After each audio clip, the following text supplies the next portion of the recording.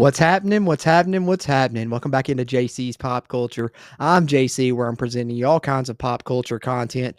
Could be anything from movie news, TV show news, trailer reactions. You never know what you're going to get here. But today, coming at you with a movie review for the first time in 2024. Finally got a chance to sit down and watch a flick. And it's one that was on my most anticipated movies list. I believe it was right there at number 15 on my top 15 films of 2024. Once I heard about this, all the players involved, I was interested on that alone. Had me sold so much so that I didn't even want to watch a trailer. I went in blind to this movie. I knew the basic premise based on the synopsis pretty much, but that was basically it. I knew that it was written by Diablo Cody. I knew that it was directed by Robin Williams' daughter, Zelda Williams, her directorial debut. I knew you had Kathryn Newton, Cole Sprouse, and I was in on that alone. Horror comedy based shit, dark comedy, if you want to call it that even. But for sure had me sold. So I'm like, all right, let's fucking do it. Let's dive in on this shit. And honestly, I thought it would be good, but I think it was a little bit better than I expected it to be. I think it's one of those movies that'll be a cult classic. It takes place in the 80s. I think there's nods to some other films throughout, and it really just kind of the tone and vibes of this movie reminded me of some other flicks. I'll talk about that as I go throughout the notes, but I want to preface this by saying this will be a spoiler review. So if you haven't seen the movie yet, go watch it, then come back, check out this review. If you really just don't give a shit about spoilers, that's fine too. Stay tuned in here. But if you're into movies and TV shows, be sure to subscribe here to JC's Pop Culture, where I'm talking about it all the time, especially comedy, horror, superheroes, anything like that's right up my alley. So if you enjoyed that shit too, hit that subscribe button. Helps me and it helps you. And hit that thumbs up button as well. Helps with the YouTube algorithm and shit. And leave your thoughts in the comments if you've had a chance to watch Lisa Frankenstein. Would love to hear your thoughts on the film as well. But let's get into it. From the top, you get a fun animated opening credit sequence that kind of sets the table for what we're going to see in the movie. Just showing there's a guy, he's with a lady. Another guy comes in, she gets with that guy.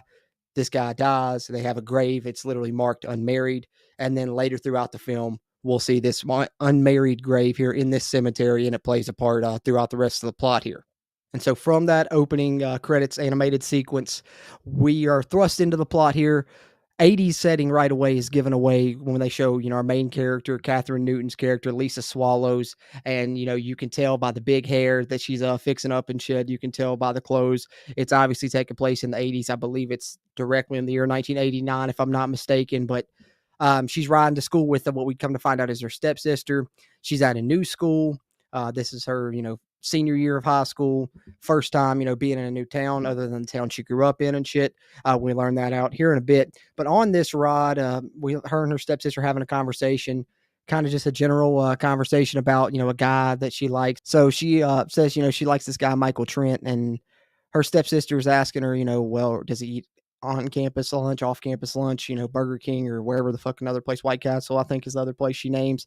She says neither. And just kind of pretty much this is just setting up the backstory that Lisa's character is different than, everyone else. She's also really quiet. She doesn't talk much. We don't know why yet at this point, but we also know that she likes, guys, that are different. That's what she's attracted to, is not the people that are like everyone else, her age and shit. Obviously, that's what this is setting up throughout the story. Blah, blah, blah. They ride to school. On the ride as well, they mention the cemetery, which we've seen, set up in the opening credits animated sequence. And Lisa said, she enjoys this cemetery. She goes there sometimes, and it kind of freaks out her stepsister. Her name is Taff.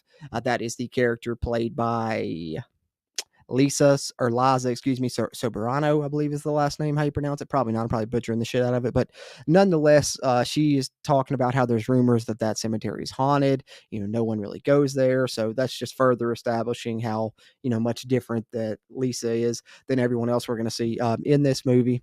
And as they're talking about the cemetery, and we see the grave that she likes to visit is, of course, the grave that's set up in the opening credits animated sequence. And you see from the statue, the bust, on top of the grave, the headstone, whatever the hell you want to call it, it's Cole Sprouse's character. I called him Zombie in my notes throughout the film. I think on IMDb, they list him as the creature.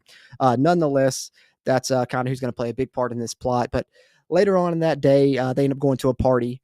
And at the party, Lisa gets talking to, that guy that she mentioned earlier that she liked, the Michael Trent character and shit. While she's doing this, her stepsister's talking to another student at the school, which is on the cheerleader team with Lisa's stepsister, and she, she starts asking a little bit about Lisa, and she's not supposed to talk about Lisa, anything that happened, because there's obviously a shit ton of rumors going on around, when she came already, and Lisa pretty much says, "Hey, no, I'll tell you, I trust you," or whatever, which fucking obviously is stupid because everyone's going to know from that point on. But this is where we get Lisa's backstory. And what it is an axe murderer burst into her house, killed her mom and shit while she hid in the closet. Her dad, still, survives. And 6 months later, her dad marries her stepmom in this film, and she gets her stepsister, which is her character Taft, that's telling this story here, setting up the backstory for Lisa and shit. And we learn that Carla Gugino's character is pretty much the evil stepmother, the prototypical evil stepmother throughout this film, and she's the fucking worst.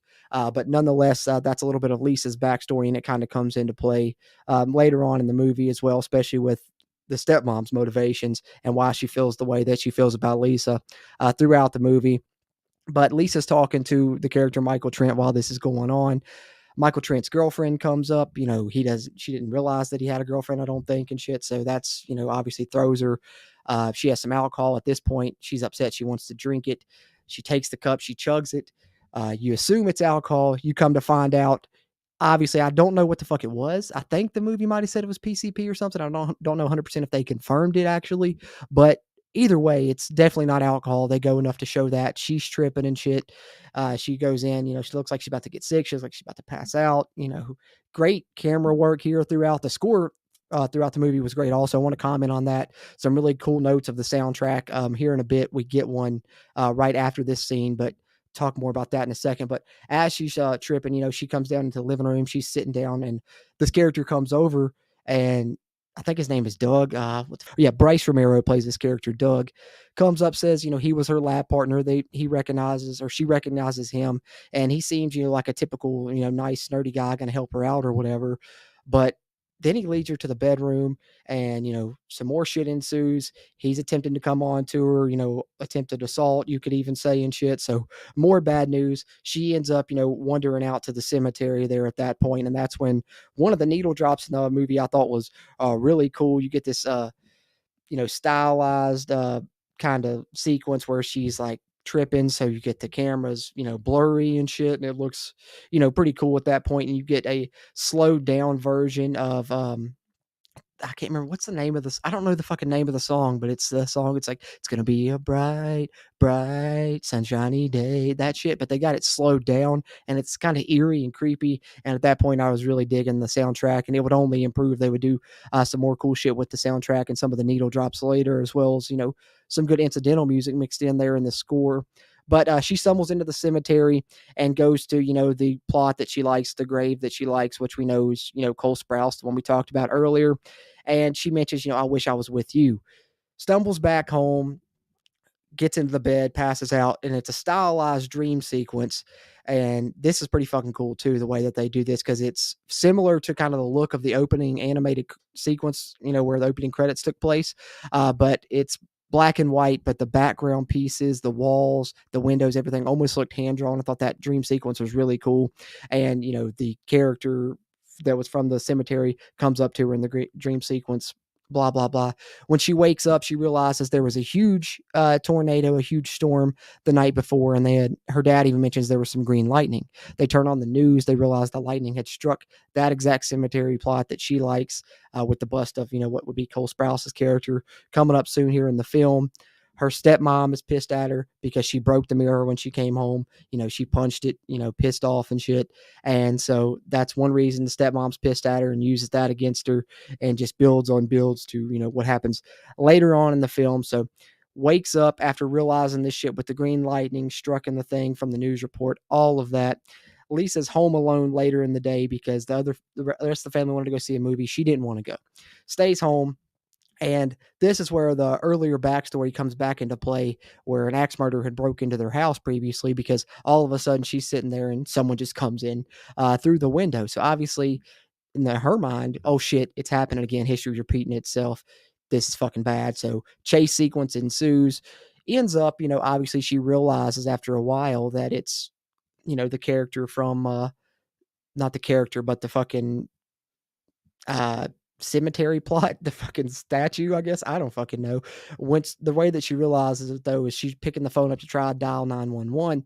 And as she's doing so, she walks, she starts hearing someone else on the phone. So she walks into where the other phone is, sees him just sitting on the floor playing with, a shoe, what he thinks to be a shoe, I guess. Of course, it was one of the shoe phones. This takes place in the 80s, like in 89, like I said, and shit. So obviously we all remember the shoe phones and shit from back then. But that's when she realized, oh, okay, maybe he's not so dangerous. And that's when you kind of get, I guess, what you would call a meet cute in, a regular rom-com between these two characters and shit. So it's pretty funny, though. You get some interesting stuff that ensues here. And what I really started getting vibes of from this point and the next few scenes was Encino Man. If you guys remember that movie from the 90s, I think this movie heavily, had nods to that movie, and kind of the vibes reminded me a lot of Encino Man, especially the comedy with, Cole Sprouse's character, the creature and shit that I called zombie or whatever throughout my notes. But I was definitely getting a lot of Encino Man vibes from this movie, kind of mixed with Edward Scissorhands, because it's like a super dark fucking comedy version of Encino Man. The comedy's still there, but it's definitely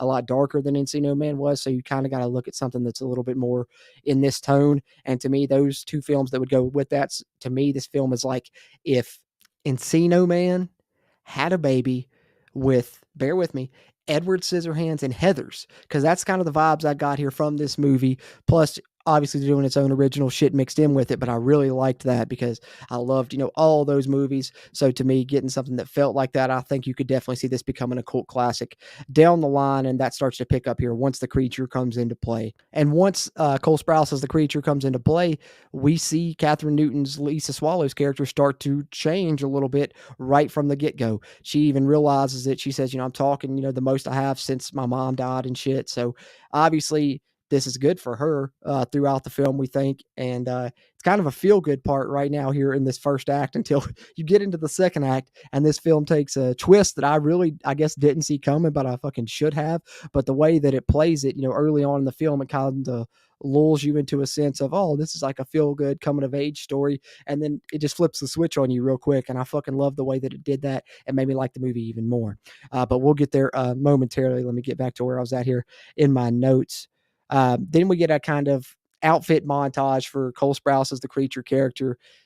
Kind of your stereotypical montage makeover scene where somebody's coming out trying on outfits, somebody's going, yes, no, no, that type of shit. So for me, that was just a bit of a filler scene in the movie just because I've seen it how many times. So that was, one check in the con box for me. There wasn't a ton of those throughout the film. Like I said, it kind of exceeded my expectations, but that was one. But I did like the way that, a couple days later, I guess it would be the following day in the film, I can't remember exactly, but the creature, Cole Sprouse's character kind of reciprocates that. She's going to get dressed and he sticks out, something out of the closet, and she's like, no, I would never wear that. And, he keeps insisting. She puts it on, and that's when we kind of get, her character turn a little bit. That's kind of the start of it. She starts dressing more and feeling more like herself, and we see her, come out of her shell, for lack of a better term, I guess you could say, about, the midpoint of this movie and shit. But that was pretty cool. It was a corny sequence at first and shit, but then they kind of redeemed themselves later on.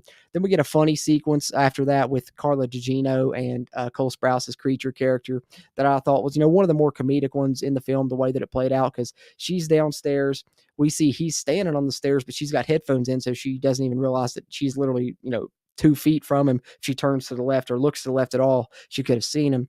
Instead, she continues on, goes, sits down to eat. He comes down, starts playing at the piano. She thinks she hears it, takes off her headphones, realizes, okay, maybe I didn't, because he had stopped momentarily. He starts playing again, and it coincides with the doorbell ringing. Funny enough, the doorbell rings. She goes to the doorbell. It's a guy selling fucking carpet shampoos or something that pisses her off. I don't know. Everything pisses her character off in this movie. Carla Gugino was killing it, though.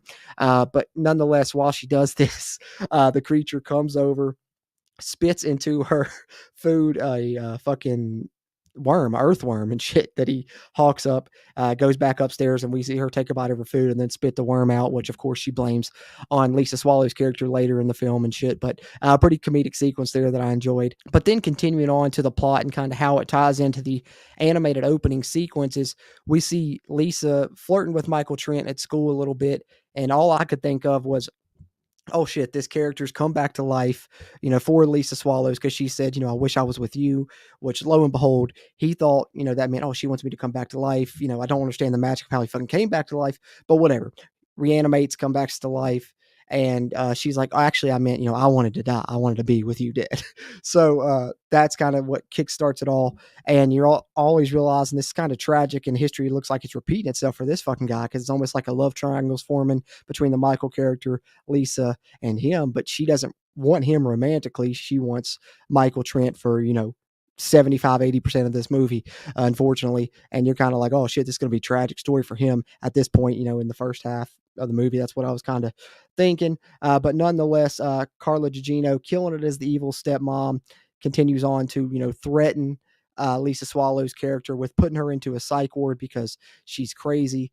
And the kind of the culmination of that is when they come home after the creature has broken into the house, and she thinks that it's because she has restaged a burglary in their house so that she can get attention again, like she did when her mom died. Just fucking real evil shit from Carla Gugino's character in this one. And everyone leaves, and it's just her home with the stepmom. The stepmom comes upstairs, said she's going to admit her today, and all of a sudden you see the closet doors, which is inside the closet is where the creature stays. You see them start to creep open. Then you see a sewing machine raised, cracks her over the head with it. And in my notes, I wrote, the zombie knocks out the evil stepmother, and he cuts off her ear because he's missing his left ear and his right hand. And he, throughout, since he's been reanimated, has been asking, I want these fucking parts back. Can I get my hand? Can I get my left ear? She said, I don't know how to do that or whatever. So he cuts off her left ear. And then it's at this point I realize, oh shit, he just fucking killed her.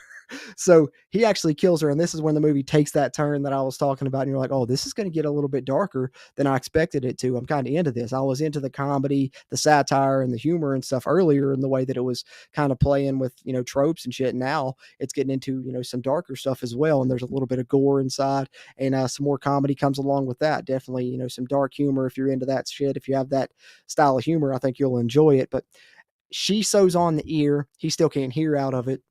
And earlier in the movie, we had seen her get electrocuted by, a malfunctioning tanning bed. So she gets the bright idea. All right, let's put him in this tanning bed. He's already dead. It's not going to hurt him. Let's see what happens. Goes in there, turns the tanning bed on. Boom, works, reanimates the ear. Don't fucking ask me how or why this movie does what it does. You got to just suspend disbelief a little bit. So after that, she gets the bright idea then, I guess, gets the taste of blood. She likes it.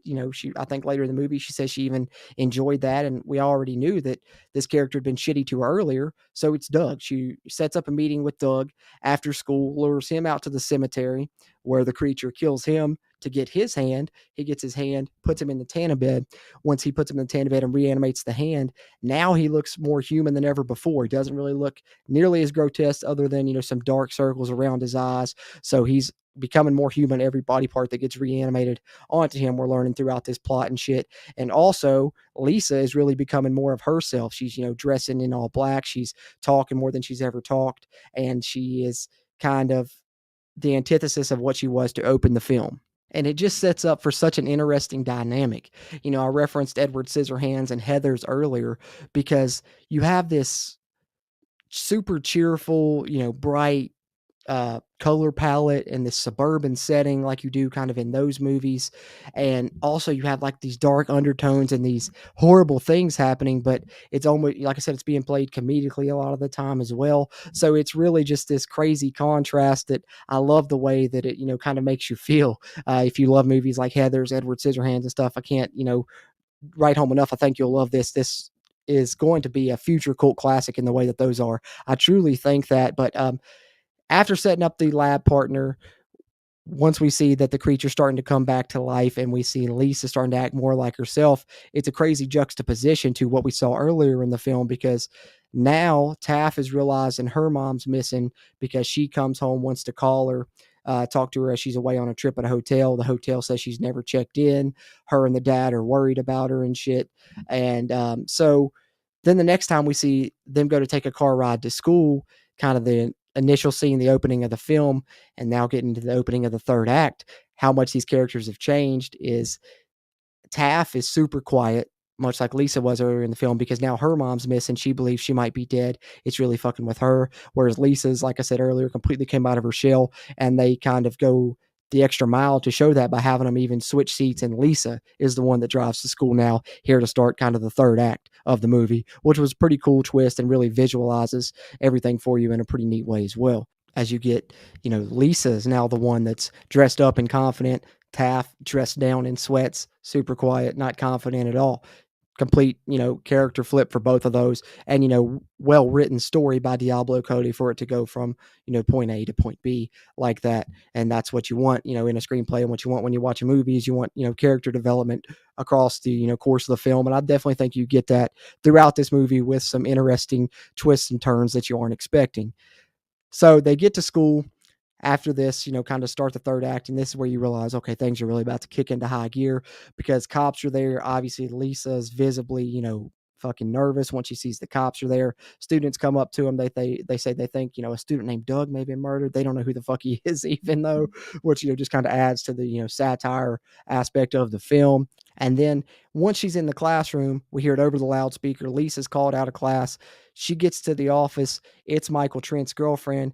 Come to find out, she saw Lisa slip the note into Doug, asking to Doug's locker because she had the locker beside, asking him to meet her after school and shit for, what ended up being his murder, as well as, other people saying they saw her with him. So Lisa pretty much now is a fucking suspect. She's in deep shit. She says she's not going to say anything until she has a lawyer present.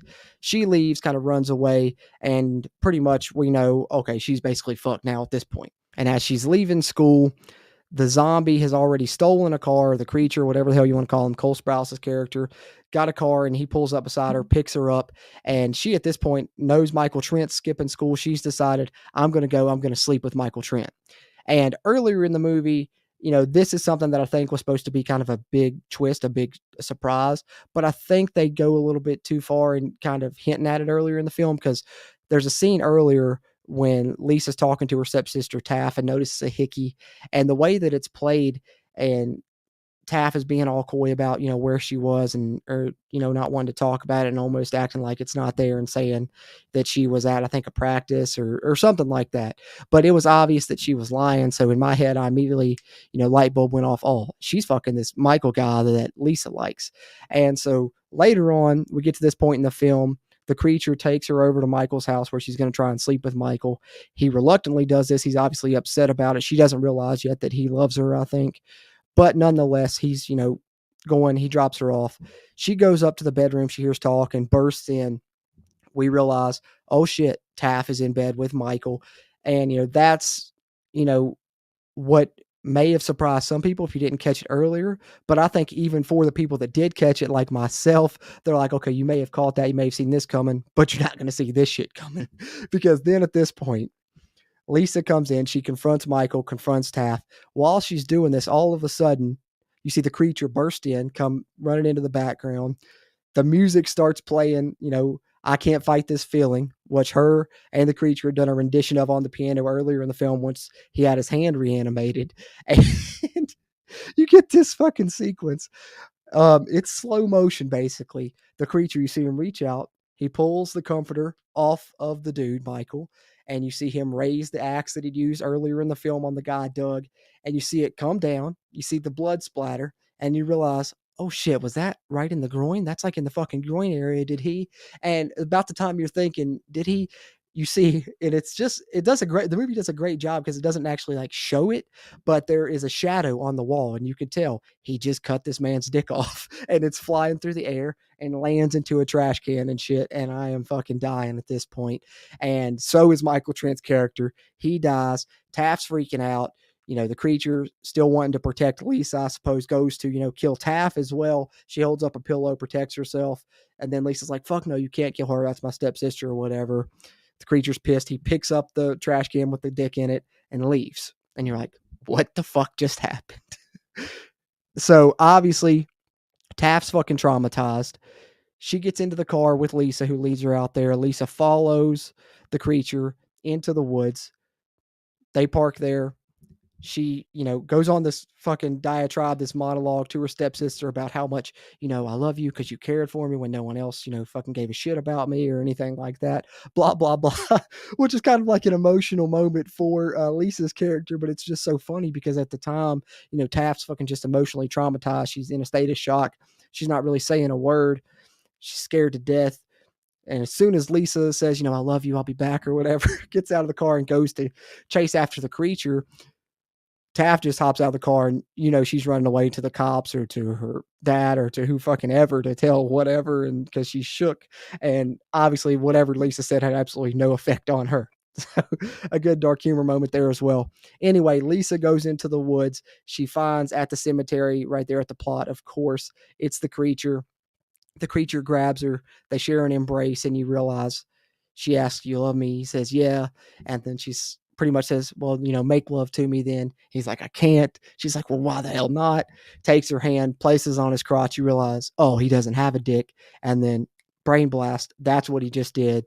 Back to the tanning bed, reanimate it. You get the making love scene from the two. And, they don't really show anything. They do something pretty cool, though. They go back to that animated sequence from earlier in the film and kind of, represent it that way, the two making love. And it's pretty fucking funny there that they use that again. And I like the usage of that animation right there with them, shooting a rocket ship into the moon, riding a rocket ship into the moon, rather. Pretty fucking funny as you get that slowed down version of "I Can't Fight This Feeling" playing again as they make love. But then once this happens, you're like, where the fuck can this go from here? Taft's ran off.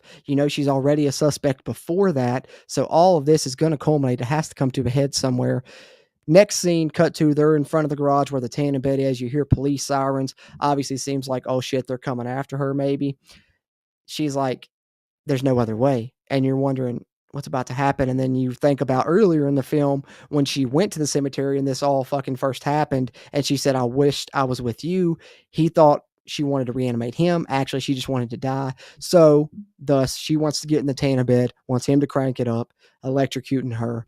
And that's exactly what happens. She hops in the tanning bed, tells him to set it to max bronzer.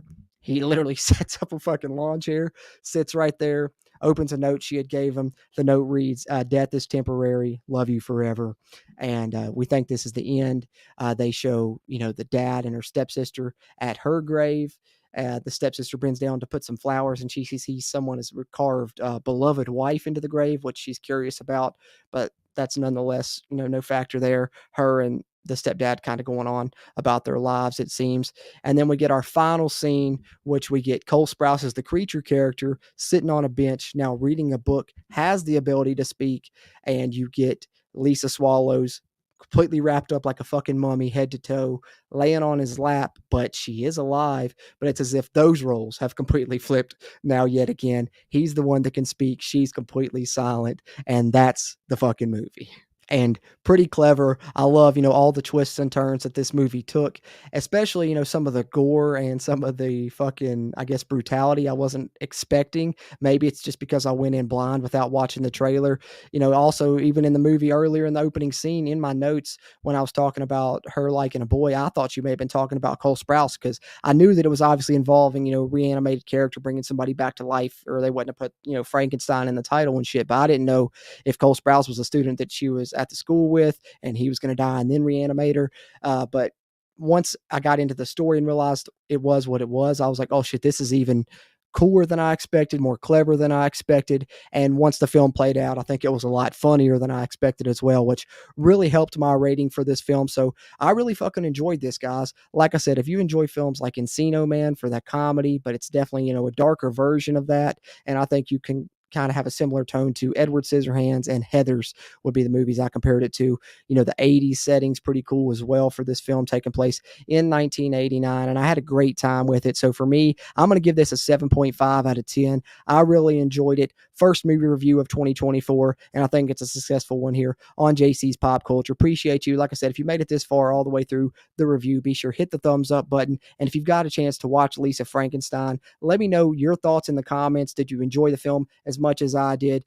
Do you find it, kind of the similar tone to the films that I likened it to, or do you kind of compare it to something else? Because it certainly seems like it could be a cult classic like some of those that I've mentioned down the line. That's kind of the feeling that I have about this movie. It's funny, it's dark, it's gory, it's, everything you want if you're a comedy or a horror fan. I think it really bridges those two gaps very well. And, for Zelda Williams' first time in the director's chair, I really like some of the stylistic choices within the directing. And of course, another strong writing performance from Diablo Cody. Great performances by Kathryn Newton and Cole Sprouse did awesome, in a pretty much role where he had, no speaking lines until, the final, denouement scene of the movie, I guess you can call it. So all in all, I thought it was really well put together. All the pieces that I thought I would enjoy, I did, and even had a little bit more humor than I expected. So those are my thoughts. Share yours with me in the comments if you had a chance to check out Lisa Frankenstein. And if you're into movies or TV shows, be sure subscribe here to JC's Pop Culture, where we're talking about that shit all the time, especially comedy, horror, superheroes. All that's right up my alley. So if it's up yours as well, hit that subscribe button. Appreciate you tuning into this one. As always, I'm JC, and until next time, later, film fans.